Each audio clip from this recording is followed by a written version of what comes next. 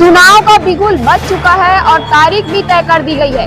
विधानसभा में हम सभी को लोकतंत्र को कायम रखते हुए सभी को वोटिंग करने मतदान केंद्र पहुंचना चाहिए। उससे पहले जनता अपना प्रत्याशी कैसे चुने, इसके बारे में भी हम चर्चा करने जा रहे हैं। नमस्कार, मैं रेणुका और आप देखना स्टार्ट कर चुके हैं ओनली नेशन। आज हम आए हैं राजनांदगांव के मानव मंदिर चौक में। मेरे साथ है मेरी सहयोगी जो जनता से कुछ सवालों की झड़ी करेगी, जवाब सुनिएगा। आज हम पहुंचे राजनांदगांव के मानव मंदिर चौक में। यहाँ के आम जनता लोगों से यहाँ का विधायक कैसे हो उसके बारे में चर्चा करते हैं। आपका नाम बताइए। राकेश जोशी। आप राजनांदगांव जिले से, तो यहाँ का विधायक आखिर कैसा हो?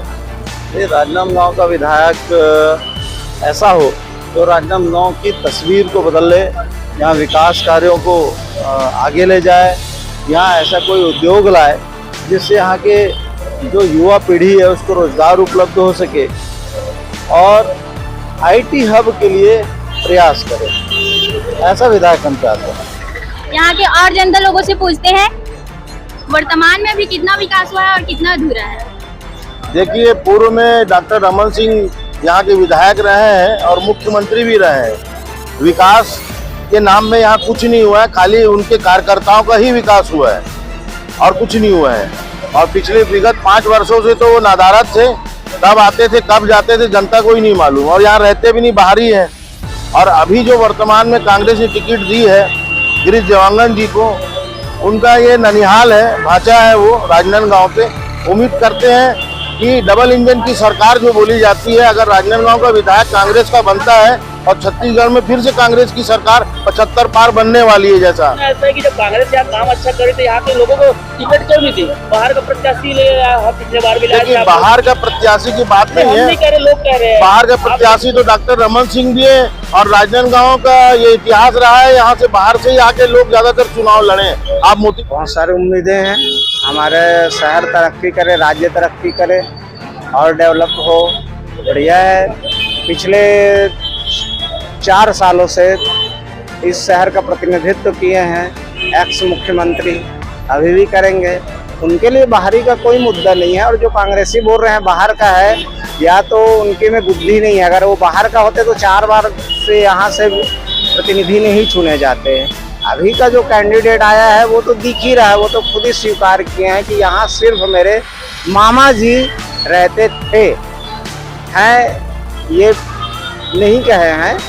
तो मेरे ख्याल से डॉक्टर रमन सिंह को अपन जिताएंगे। सर, जैसे कि लोग बाहरी बोल रहे हैं, अंदर बोल रहे हैं, अंदर बात है। भाई जब लगातार रमन सिंह जी को टिकट मिल रही है तो क्या यहाँ के बीजेपी के लोग नाराज नहीं होंगे? वो लोग क्या प्रोटेस्ट करने, आंदोलन करने, झंडा डंडा ही लेके खड़े हुए, तो उनका क्या होगा? ये बात सही है, लेकिन अब पार्टी और केंद्रीय नेतृत्व सर्वे करती है, अब उसमें देखा जाता है कि कौन सिचुएशन के हिसाब से लायक है और जो लायक है उनको पार्टी टिकट देती है। क्या उम्मीद करते? नई योजनाओं पर विकास कैसा चाहिए? नई योजनाओं में शहर का बेहतरीन विकास हो, राज्यों का विकास हो और सभी लोगों के लिए, गरीबों से लेकर मीडियम लोगों तक के सभी लोगों के लिए योजना बनाई जाए और सबका हित कार्य हो। चलिए, तो राजनांदगांव में त्रिकोणीय मुकाबले की तैयारी चल रही है, जहाँ एक और रमन सिंह है, गिरीश देवांगन है, अब आम आदमी से ताल ठोकने जा रहे हैं पूर्व महापौर नरेश डाकलिया। कुछ लोग है करते हैं कि कितने लोग इनको अब सियासी विषाद में आते हैं। लोग है, भैया आप लोग यही से शहर से क्या, कहाँ से आप लोग? हाँ बताइए, चुनाव को लेकर अपना रमन सिंह और गिरीश के साथ अब आम आदमी पार्टी से लड़ने वाले हैं नरेश डाकलिया। कोई आइडिया नहीं चुनाव के बारे में और शौक भी नहीं।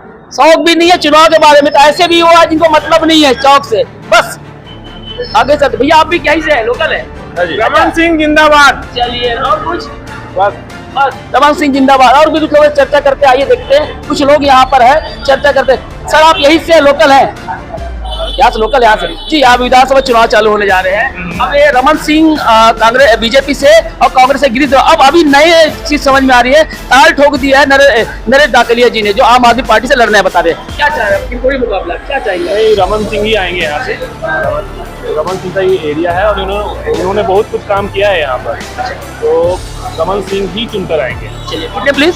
जी सर, आप क्या कहेंगे? चलिए, तो माना मंदिर चौक के बाद जयस्तंभ चौक है, यहाँ पर भी राजनांदगांव के बहुत सारे बुद्धिजीवी वर्ग के लोग खड़े हैं, उनसे भी राय ले रहे थे आखिर अपने विधानसभा को लेकर क्या चाहते हैं। जी बताए, विधानसभा की अब तैयारी चल रही है, प्रदेश के भी अब चुनाव है राजनांदगांव में, अब क्या कैसे विधायक चाहते हैं, क्या? भैया हम तो रमन सिंह को चाहते हैं बस। अच्छा, आप सर? क्षेत्र में जो अच्छा काम करे वो। चलिए, अच्छा काम कर। आप सर बताइए। भूपेश भैया, गिरीश भैया के लिए। भूपेश जी नहीं लड़ रहे यहाँ से? नहीं, गिरीश भैया के लिए। गिरीश भैया लड़ रहे। चलिए, अब एक नई खबर आपको बता दूं कि आम आदमी पार्टी से अभी मैंने इंटरव्यू किया है 2 मिनट पहले, जी। नरेश डाकलिया जी, उन्होंने ताल ठोक दी है आम आदमी पार्टी से। नहीं, हम लोग कांग्रेस के हैं और कांग्रेस। चलिए, आप बताएं सर, कैसे क्या रहेगा, क्या विकास चाहते हैं, कैसे क्या? भाई देखिए, जिस तरीके से अभी 4-5 साल में भूपेश बघेल जी ने जो काम किया है और यहाँ से पूर्व मुख्यमंत्री रमन सिंह जी भाजपा के प्रत्याशी हैं, तो उसके अनुरूप, उसके समकक्ष भूपेश जी ने गिरीश भैया को यहाँ का प्रत्याशी बनाया है। हम गिरीश भैया के साथ। चलिए, ठीक है। कुछ बोल भाई, तो क्या नाम है? गोली आजा क्या कर फल गोलू? सब्जी सब्जी खरीदने आए कि बेचने हैं? लेने आया हूँ। लेने आए। करते क्या हो आप? रिक्शा चलाते हैं। रिक्शा चलाते हो यार, आप तो मेहनती। चलिए, सभी मेहनत करते हैं। क्या कैसा चाहिए आपको यहाँ का नेता? कौन चाहते हैं, किसको चाहते हैं? अच्छा, क्यों?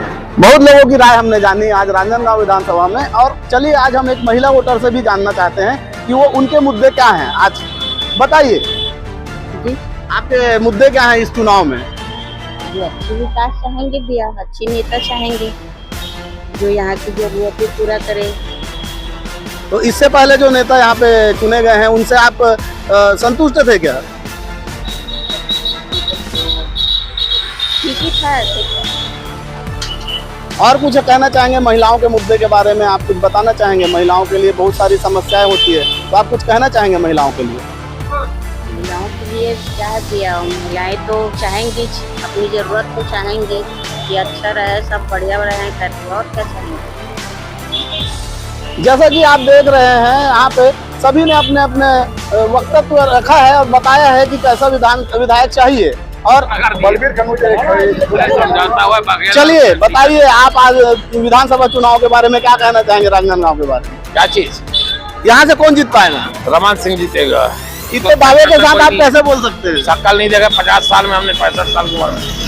ऐसे बोलेंगे तो रमन सिंह भी यहीं से शुरुआत की है, वो भी बाहरी प्रत्याशी कहलाते हैं, लेकिन गिरीश देवांगन भी बाहरी प्रत्याशी है, नांदगांव में निवास है उसका। और गिरीश देवांगन जी ने भी कल ये बयान दिया है कि मैं अगर चुनाव जीतता हूँ तो राजनांदगांव में ही अपना घर बनाऊंगा। जब वो जीत जाएगा उसके बाद बात करेंगे उससे। चलिए, ठीक है, धन्यवाद। आगे की चर्चा हम जारी रखेंगे। महदी, राजनांदगांव विधानसभा क्षेत्र में अब इस चुनावी दंगल में अब त्रिकोणीय मुकाबला ऐसा बोला जा सकता है, क्योंकि मैंने अभी 2 मिनट पहले ही पूर्व महापौर नरेश डाकलिया जी का इंटरव्यू किया। उन्होंने कहा है उनको पूरा भरोसा है। मैंने भरोसे पे सवाल भी उठाए थे कि आपको आम आदमी पार्टी नहीं देंगे टिकट तो कैसे करेंगे, लेकिन उन्होंने 100% जैसी बातें कही है। चलिए, डॉक्टर रमन सिंह बीजेपी से, कांग्रेस से गिरीश देवांगन, अब आम आदमी पार्टी से प्रत्याशी हो सकते हैं नरेश डाकलिया जी। यहाँ बुद्धिजीवी वर्ग के लोग बैठे हुए उनसे चर्चा करते हैं कि अपने विधानसभा क्षेत्र में कैसा प्रत्याशी चाहते हैं और विकास को लेके हो या जो बातें छूट गई हो उसे कैसा पूरा करना चाहते हैं। जी बताएं, आप बहुत लंबे समय से सामाजिक और राजनीति को बहुत लंबे कार्यकाल तक देखे हैं, अब बहुत बड़े बड़े लोगों के साथ बैठक की बातें किया। आप हैं अज्जू जी, और एक समाज में भी करता था, बहुत लंबे समय से काम कर रहे हैं। बताइए जय प्रयाग जी, क्या जानना चाहते हैं आप? विधानसभा जैसे मैं बताया कि अब एक तो रमन सिंह जी है, गिरीश देवांगन जी, अब नरेश डाकलिया जी का नाम आ रहा है। अच्छा, अब विधानसभा में कैसे क्या चाहते हैं आप? नरेश डाकलिया जी का जैसे नाम आया है तो पूर्व में महापौर रह के राजनांदगांव के विकास में सहभागी रहे हैं और जनता से इनके संबंध अच्छे हैं। दूसरा ये क्या लोकल है तो जनता इनको अच्छा समर्थन देंगी, ऐसा मैं सोचता हूँ। ऐसा लगता है कि विधानसभा में कुछ विकास हुआ है या बचा है या होना चाहिए, क्या आपके लिए कमी? बहुत सारे काम है। नांदगांव तो वैसे भी रुका हुआ है काम, यहाँ के लोगों के लिए रोजी रोजगार के लिए पीएनसी मिल बंद है और भी यहाँ व्यवसाय भी बहुत कम है लोगों का, यहाँ कारोबार ठंडा ही है और ये व्यवसायी वर्ग से भी है डाकलिया जी, तो इसको महसूस करेंगे और इसको आगे बढ़ाएंगे। चलिए, आप भी कुछ कहें? चलिए, तो हाथ जोड़ लिए आप। ये बताएं कि राजनांदगांव विधानसभा में अब डॉक्टर साहब और गिरीश देवांगन जी, अब नरेश डाकलिया जी का नाम भी आ रहा है, आप क्या कहेंगे? देखिए, कांग्रेस का जो पौने 5 साल का जो कार्यकाल रहा छत्तीसगढ़ में, छत्तीसगढ़ को उन्होंने पूरा तहस नहस कर दिया और खाली लूट खसोट करके जनता को बहलाया है। और जो उन्होंने वादे किए थे एक भी वादे पूरे नहीं किए। और हम कहते हैं हिंदू धर्म के अंदर में गंगा जल एक पवित्र है। गंगा जल की कसम खा के दारू को बंद करने के लिए कहा गया था, लेकिन वो भी उन्होंने नहीं किया। अरे अब बीजेपी वाले हर बार धर्म को आगे ला लेते हैं। अरे वो चुनाव की विकास की बात करें ना। एक भी विकास नांदगांव में नहीं हुआ। नांदगांव में 3-3 4-4 डिपार्टमेंट को भूपेश बघेल जी ले गए और एक भी कांग्रेसी ने यहाँ विरोध नहीं किया। इसलिए जनता पूरी तरीके से नाराज है और इस समय कांग्रेस को नकारेगी। और डॉक्टर रमन सिंह 50,000 वोट से ज्यादा वोटों से जीतेंगे। अब तो नरेश डाकिरे जी भी फॉर्म भर रहे हैं आम आदमी पार्टी से। किसी से कुछ फर्क नहीं पड़ता, बिल्कुल फर्क नहीं पड़ेगा। अरे पूरा महापौर रहे, जैन समाज है, बहुत उनका एक दखल है, कोई भी फर्क नहीं पड़ने वाला। कॉन्फिडेंस का है और कॉन्फिडेंस है। डॉक्टर रमन सिंह आपको लेकर डूबा था 50,000 से ऊपर कॉन्फिडेंस लेकर डूबा था, 15 सीट में चमक गए थे। आदमी कोई भी चीजों से सीखता है। हाँ। अभी सीखे आप? सीखे हमने 15 साल बेदखल होने के बाद। बेदखल आदमी बेदखल होने के बाद ही सीखता है। अच्छा। दखल में कैसे सीखेगा? अच्छा, चलिए इनकी राय भी अपनी जगह रखी जाएगी। ये बहुत लंबे समय से एल्डरमैन भी रहे हैं और अपना कामकाज भी ठीक ठाक रहा है। इनकी राय भी जरूरी थी। राय अपनी अपनी है और हम और लोगों के लेंगे, आप तक पहुंचाते रहेंगे। आप सभी से गुजारिश है कि इस चुनाव में निर्भीक, स्वतंत्र, निष्पक्ष और बिना प्रलोभन के शांतिपूर्वक रूप से अपना मताधिकार का प्रयोग करें। शुक्रिया। मैं कविता।